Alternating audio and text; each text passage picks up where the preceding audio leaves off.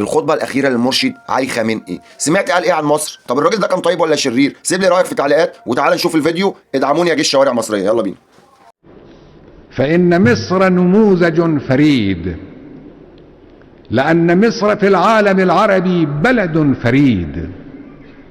مصر أول بلد في العالم الإسلامي تعرف الثقافة الأوروبية، وأول بلد أدرك أخطار هجوم هذه الثقافة وتصدى لها. إنها أول بلد عربي أقام دولة مستقلة بعد الحرب العالمية الثانية، ودافع عن مصالحه الوطنية في تأميم قناة السويس، وأول بلد وقف بكل طاقاته إلى جانب فلسطين، وعرف في العالم الإسلامي بأنه ملجأ للفلسطينيين.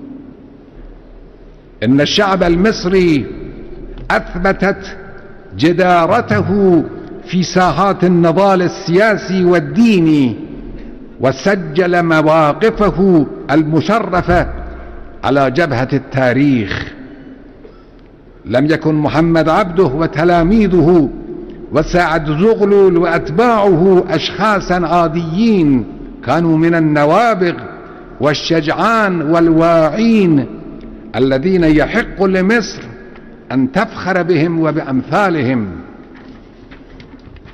إن مصر بهذا العمق الثقافي والديني والسياسي قد احتلت بحق مكان الريادة في العالم العربي.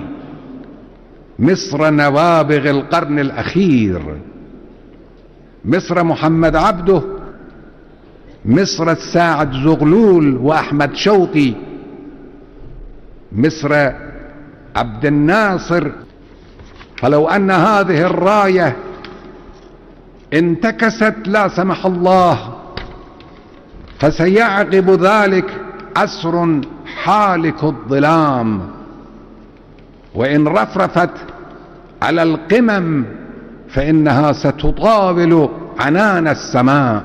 لو وصلت لحد هنا ما تنساش تعمل متابعة وتقول لي رأيك في التعليق. هل الراجل ده طيب ولا شرير ولا احنا اللي أشرار؟ ولا كان معاكم شعبان رفعت من صفحة شوارع مصرية من قلب الشارع المصري. أحبكم في الله.